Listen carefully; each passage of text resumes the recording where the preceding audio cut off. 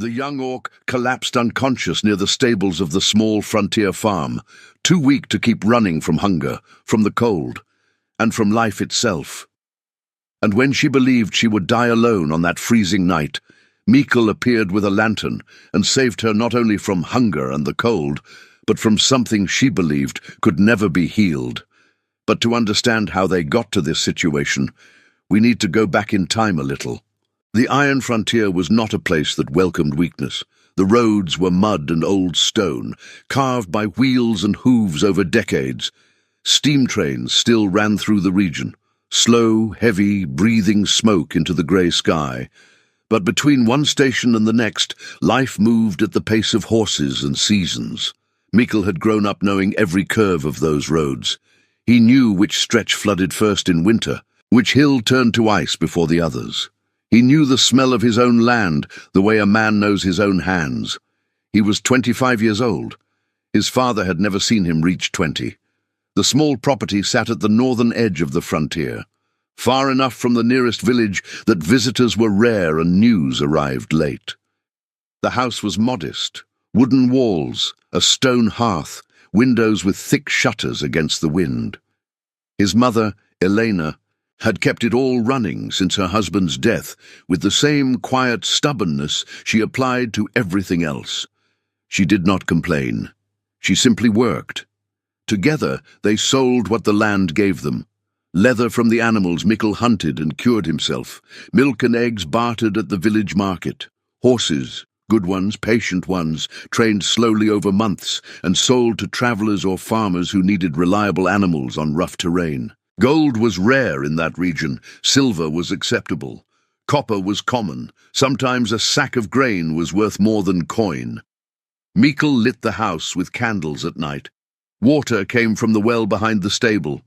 Most things were made by hand, repaired by hand, kept running through stubbornness and habit. The steam railway was the most modern thing the region had seen in a generation, and even that was more symbol than comfort. It connected them to the larger world, but didn't change the weight of the buckets or the coldness of the mornings. He had grown up listening to stories about his father, a frontier guard, a man who died in the last year of the war. Elena never taught him to hate orcs. She also never pretended the war hadn't happened, or that it hadn't taken something from her that could never be returned. She simply raised her son to look at people clearly, to judge what he saw with his own eyes, not through someone else's grief. The war had ended 28 years ago. Mikkel had not lived a single day of it, but he had grown up in its shadow, in the silence it left behind, in the way older men's faces changed when certain things were mentioned. In the villages closer to the larger cities, orc and human merchants stood side by side at the market without incident. Here, in the frontier, things were slower to change. Glances followed. Doors closed a little faster. Mikkel didn't spend much time thinking about it. He had horses to feed, leather to cure, fences to mend before the frost cracked the posts again. Life on the property was quiet. Some mornings the only sound was wind through the pine trees behind the stable. Some evenings Elena hummed old songs while she sewed by candlelight, and the fire crackled low in the hearth. It was a small life, but it was theirs. That particular autumn had been harder than most. 2 horses sold poorly. A stretch of rain damaged part of the stored feed. Mikkel spent 3 weeks repairing the stable roof with timber he cut himself, working in the cold until his hands bled through the gloves. Elena said nothing. She left broth on the fire and dry cloth near the door. That was how they talked most of the time. He didn't know then that the life he understood so well was about to change. He didn't know that the night that would rewrite everything was already approaching, cold and heavy and inevitable, moving toward him across the dark frontier roads like something that had been walking for a very long time. She had been walking for 6 days. Lyra did not count the days by choice. She counted them by hunger.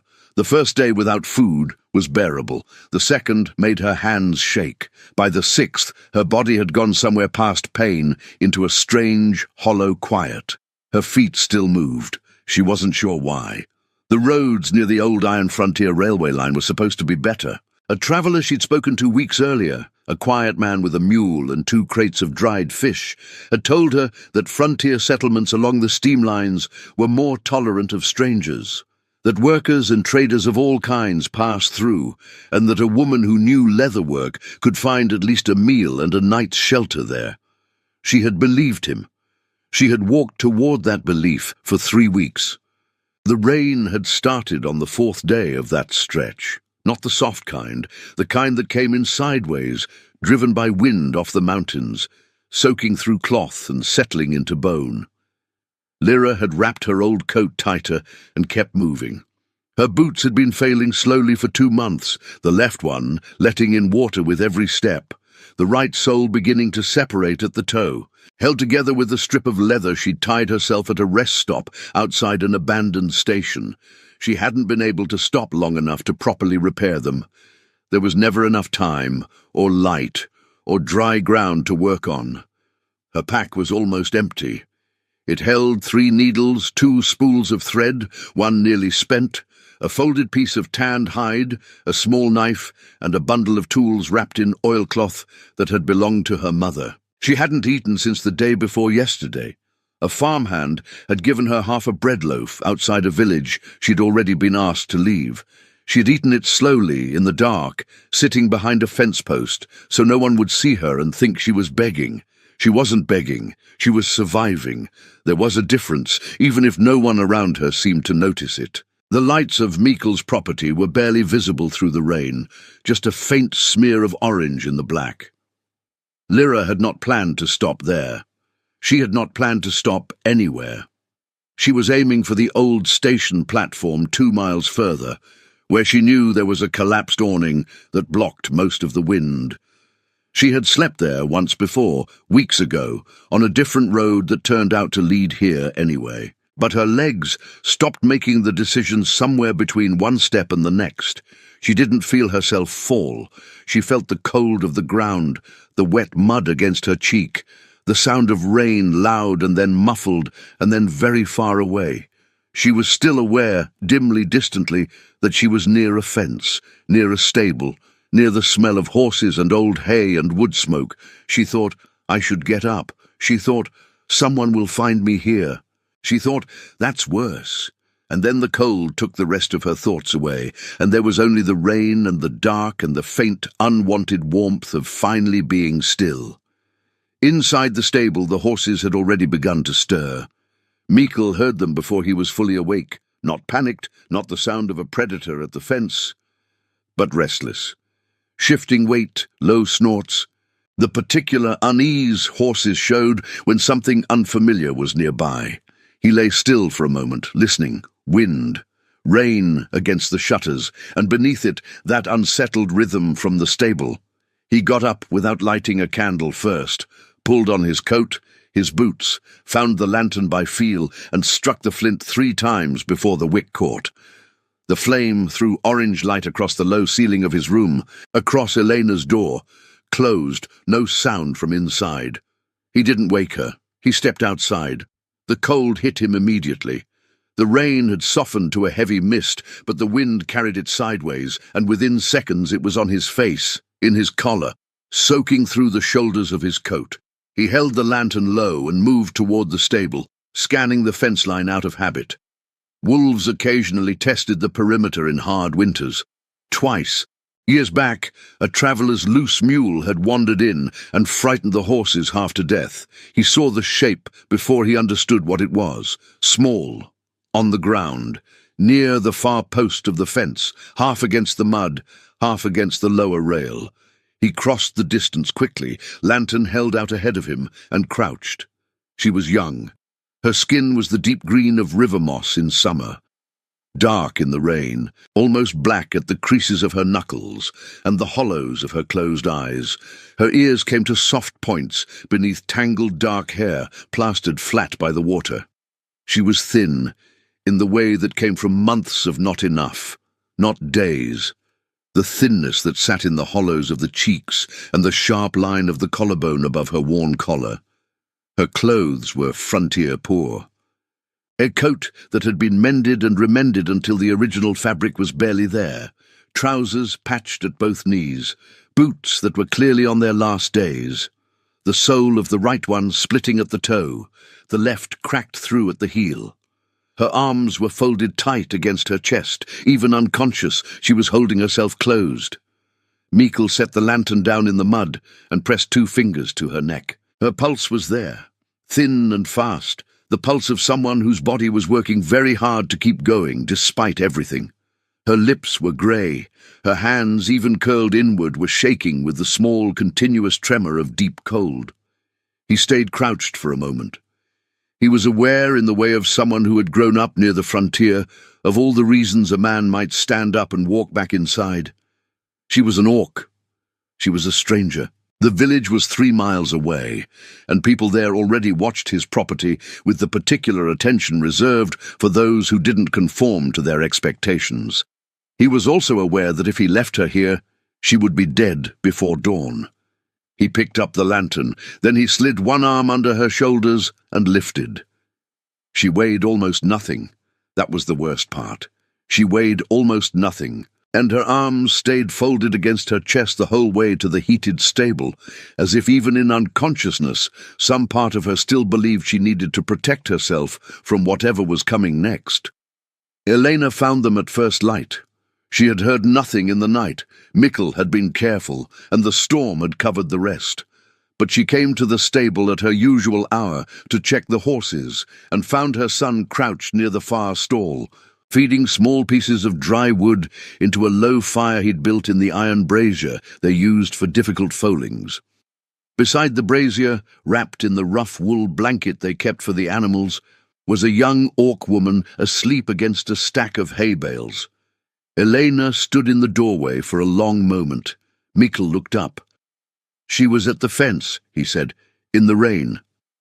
Elena looked at the girl, at the worn boots set near the fire to dry, at the small pack propped against the wall, near enough to reach if she woke suddenly, Mikkel had judged, at the way the girl's hands, even in sleep, were still slightly curled.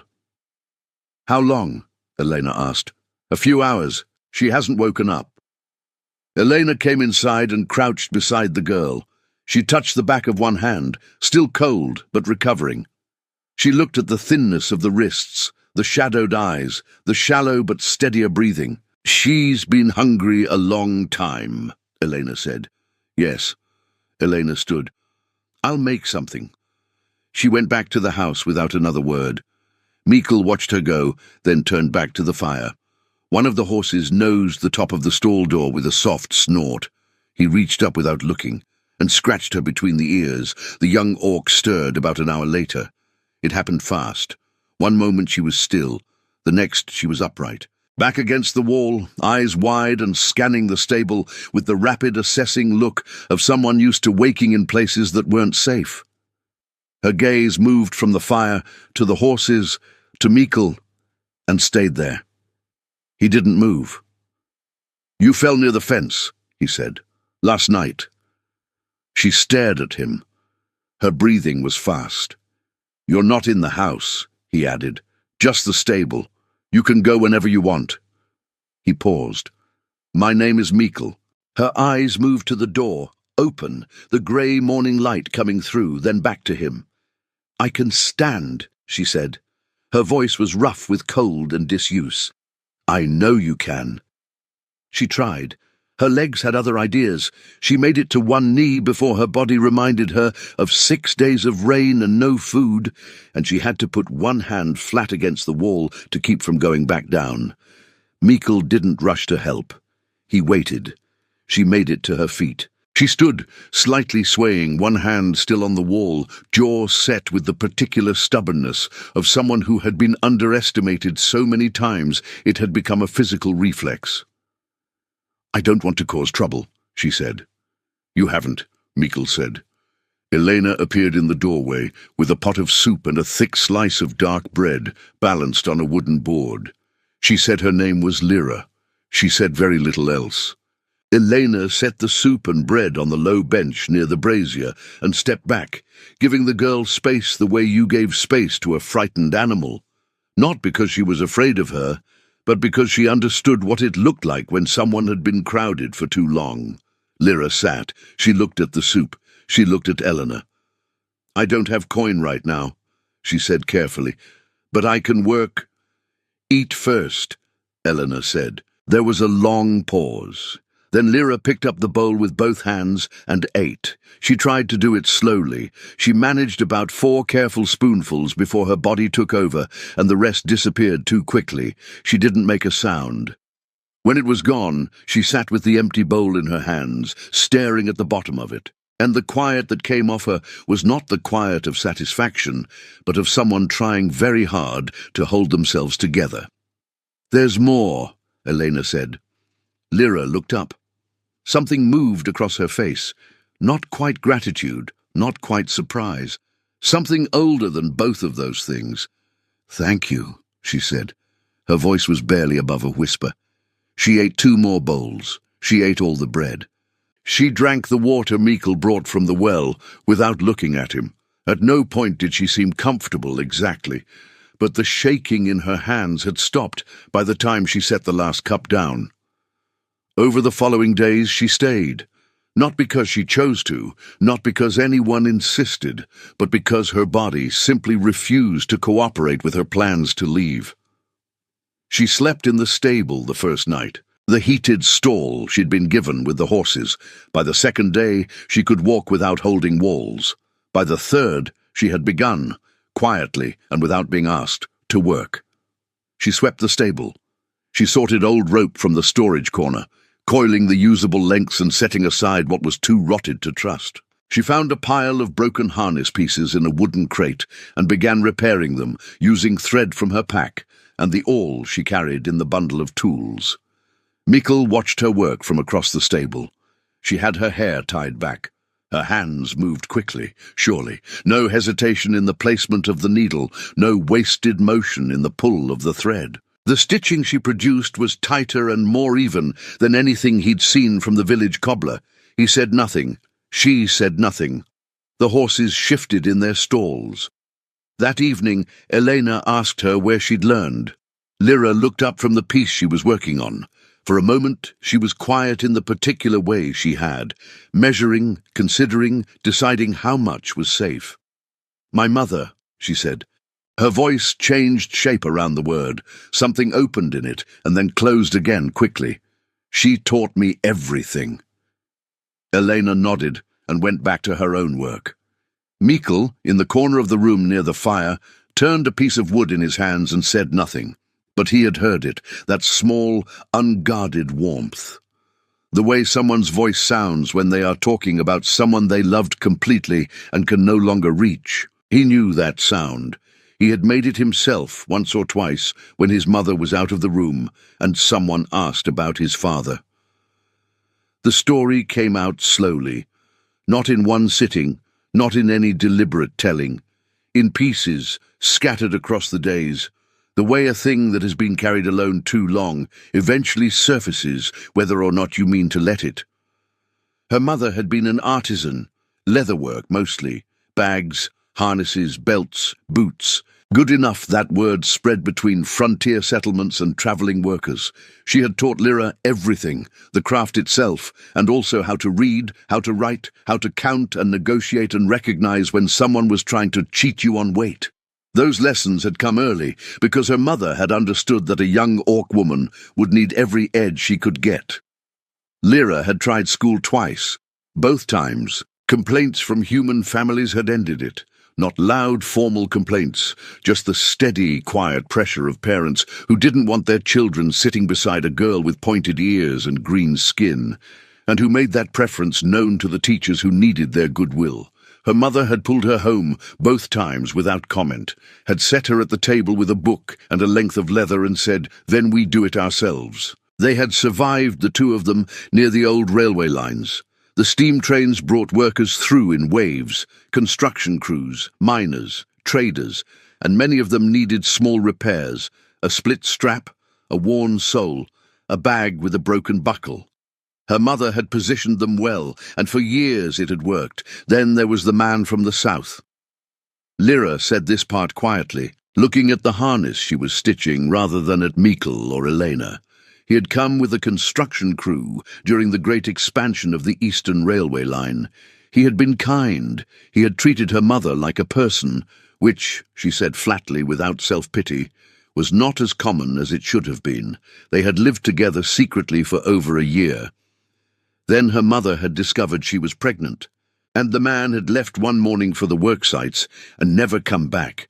No letter, no explanation, no word of any kind.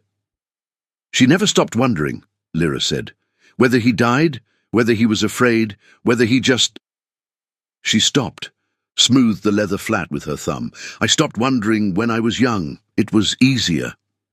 Then 3 years ago, the winter that broke everything, her mother had gotten sick, slowly then completely. Lyra had sold whatever she could, finished goods, raw materials, furniture. She had worked nights by candlelight, trying to accumulate enough silver for medicine for a doctor willing to treat an orc woman in a frontier settlement. It had never been enough. Her mother had died in the early hours of a cold morning, and Lyra had held her hand until the hand went still. She had buried her alone. No neighbors, no ceremony. The frozen ground had resisted the shovel, and by the time it was done, her hands were bleeding, and her face was too cold to feel the tears. Mikkel looked at the fire. The debt collectors came after. The property went with everything in it. Then came the road. I don't tell people this, Lyra said, setting down the repaired harness with a small, precise movement. Usually. You don't have to tell us anything, Eleanor said from the doorway. Lyra looked at her. I know, she said. That's why. Mikkel noticed she almost never slept through the night. He knew because the stable was close to his window, and he was a light sleeper since childhood. Every 2 or 3 hours, in the deep quiet of the frontier dark, he would hear the soft sound of movement from the stall she'd been given. The shift of hay, a quiet step.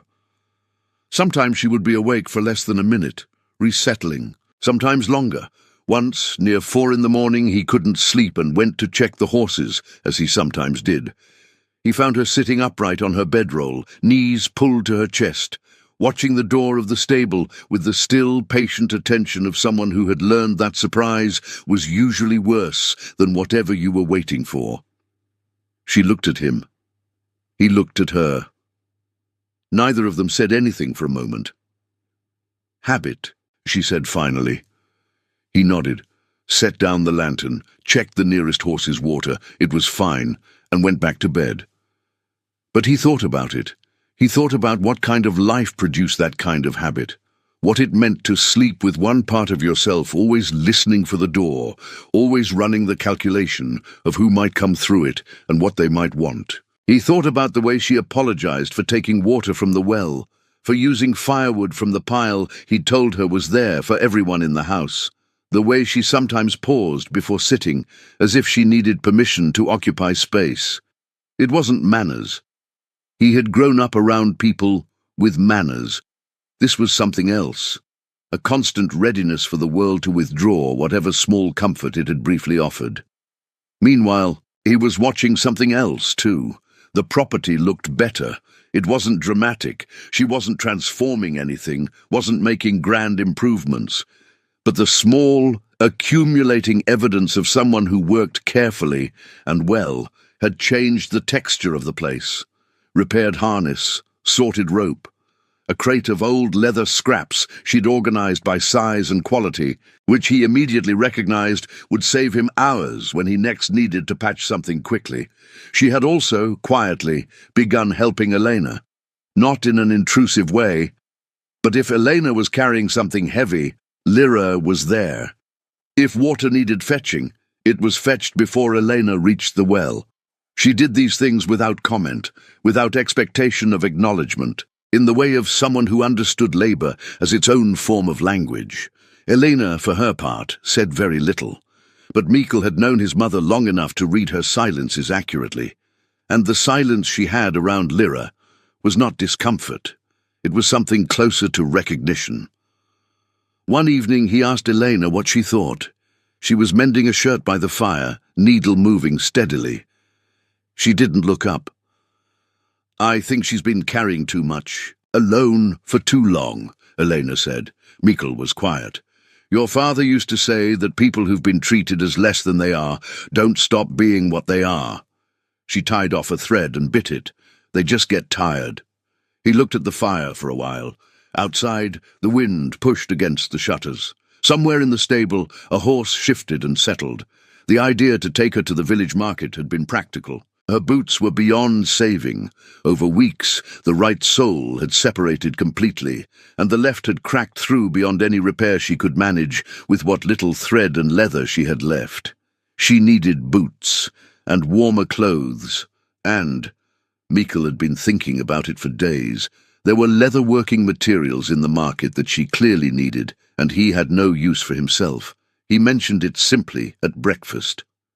I'm going to the market day after tomorrow. You should come. Get proper boots. Lyra looked up from her bowl. Her expression was careful.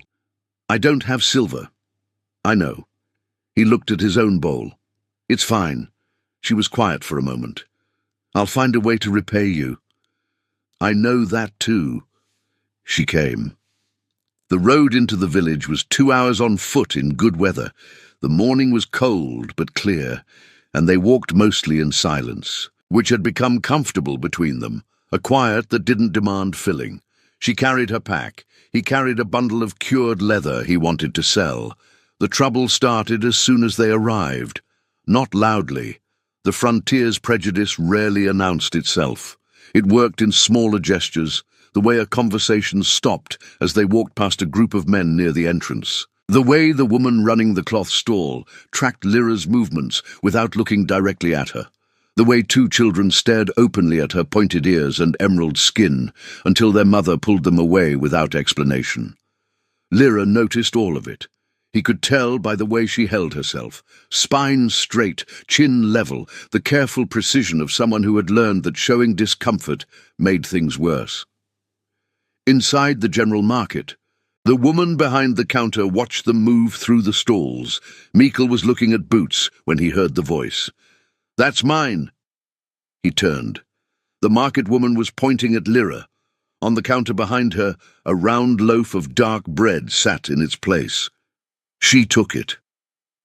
Lyra had gone still. I didn't, she said quietly. I saw you near it. I didn't touch it. Then where is it?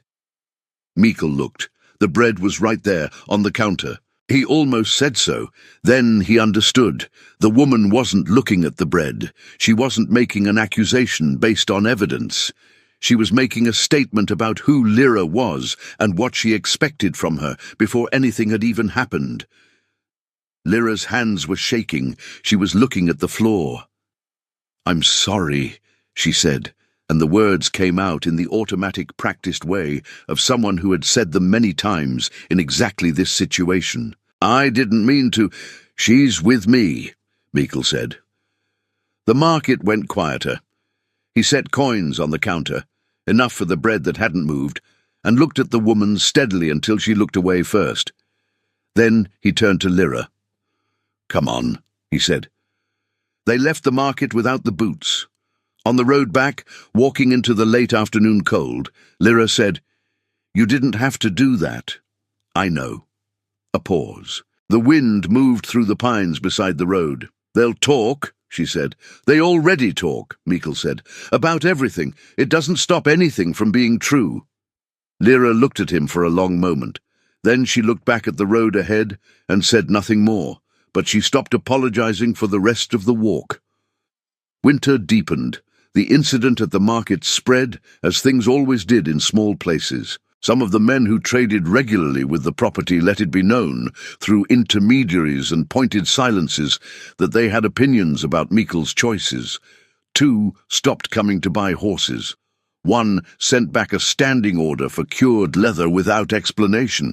Lyra heard about this. Of course she did. She heard it in the way Elena answered a question too quickly. In the small change in Mikkel's face when he came back from a failed sail trip to the village. She said nothing for 2 days. On the 3rd day, she was gone before dawn. Mikkel found out from a traveller who passed through mid-morning, a man heading east along the old railway road, who mentioned in passing that he'd seen a young orc woman walking alone near the abandoned station in heavy snow, going east, carrying a small pack. He took the horse. He found her an hour later. She was near the station platform, sitting on a collapsed fence post, with her pack between her feet and her hands tucked under her arms against the cold. The snow was coming steadily. Another 2 hours, and the road would be impassable. She looked up when she heard the horse, Lyra. He pulled the horse to a stop. She looked away. "I'm making it worse for you." "You're not. The sails will come back." "Or they won't." He dismounted, "and either way, it doesn't change what's right. Mikkel, she's not coming back," he said quietly. It wasn't an accusation. It was just a fact, offered gently. "Your mother isn't coming back. That house is gone. Those roads you've been walking for 3 years." He paused. "You don't have to keep walking them." The snow fell around them. The old station stood in its silence, roof half collapsed, weeds frozen through the platform boards. Lyra looked at it. "I'm used to leaving," she said. Her voice was small in the open air. "I know," he said. "That's why I came." She didn't argue. She was too cold and too tired, and perhaps too honest with herself in that moment to pretend she had wanted to leave. She stood, and he helped her onto the horse, and they rode back through the snow in silence. The weeks that followed were quieter, in a different way. Lyra moved through the house with less caution now, not carelessly, but the constant readiness had softened. She laughed once, briefly, when a young goat they'd been nursing through a difficult birth headbutted Mikkel in the side, at unexpected speed. She apologized for laughing, then she laughed again. She repaired the old coat that had been hanging in the hallway since before Mikkel could remember. Then she made him a new one, proper frontier weight, double-stitched at the shoulders, with a deep interior pocket she added without being asked. When he found it folded on the bench one morning and turned to look at her, she was suddenly very busy with a harness on the other side of the stable. Eleanor saw all of this. She watched her son's face near the fire when Lyra was talking. She watched the way he found reasons to linger when she was working. She said nothing for a long time because Elena had always been a woman who let things arrive in their own time. But one evening, when Lyra had gone to the stable to check on the goats, she sat beside her son and said, "Your father would have liked her." Mikkel looked at the fire. "He liked people who kept going," Elena said, "even when they had every reason not to." Several weeks passed. The coldest part of winter came and went. The village, slowly, the way a tide turns without announcing itself, began to shift. A few merchants who had seen Lyra's leatherwork, bought anonymously through Mikkel at the fair, started asking quiet questions. Not warmly, not openly, but with the grudging attention that people give to quality they cannot dismiss. Some still kept their distance, but the hostility had started in certain corners to lose its confidence. He asked her eventually, on a morning when the snow had stopped and the sky above the iron frontier was pale and clear and very cold.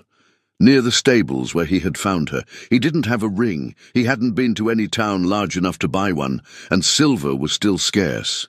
He had words, and he used them carefully. He said that he wanted to share his life with her, that he wasn't asking her to stop being what she was, or to make herself smaller for anyone's comfort. He said the property was quiet when she was in it, and that it was a different kind of quiet when she was not. Lyra stood in the snow and listened. Her hands were still for once, not braced, not tucked, not curled inward against some anticipated blow, just still. "Yes," she said. The ceremony was small. The village church, Elena in her best dress, 2 of Mikkel's cousins who had ridden 3 days to be there, an elderly uncle who fell asleep briefly during the vows and then clapped loudest at the end, the old priest who said the words without editorializing, which was all anyone could ask. Afterward they ate together at the house. The table was full. Candles burned in every holder Elena owned, and the lanterns hung along the walls, threw warm light across the food and the faces and the overlapping voices.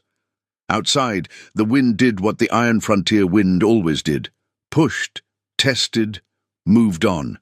Inside, it was warm. When the cousins had gone to the spare room, and the uncle had fallen asleep in his chair near the hearth, Mikkel and Lyra sat together on the porch steps in the cold. No particular reason, just to be outside for a moment, under the wide, dark sky. She leaned against him. He put his arm around her shoulders. The frontier stretched before them, dark roads, frozen fields, the distant pale shape of the mountains at the edge of the world. Somewhere further east, a steam train moved through the night, its faint sound arriving in pieces between gusts of wind. Lyra was quiet for a long time. Then, softly, "I didn't know it could feel like this." Mikkel didn't ask what she meant. He knew. "Still here," he said. She turned her head slightly, not to look at him, just to be closer. They stayed on the porch until the cold became too much, and then they went inside, into the warmth and the candlelight and the life they had made, from a night of rain and an open door, and one man who had decided that leaving someone in the mud was simply not something he was willing to do. Change does not arrive all at once. It arrives in small, quiet moments, when someone chooses compassion over indifference, tolerance over fear, and solidarity over distance. When someone stops long enough to see the world through another's eyes, that is how the world slowly becomes better. Did you enjoy the story? Subscribe to the channel to watch more stories like this one. Leave a like, it helps the channel a lot. And drop a comment down below. I always read them and use your feedback to make our content better. Thanks so much. Orc-Bound Legacy.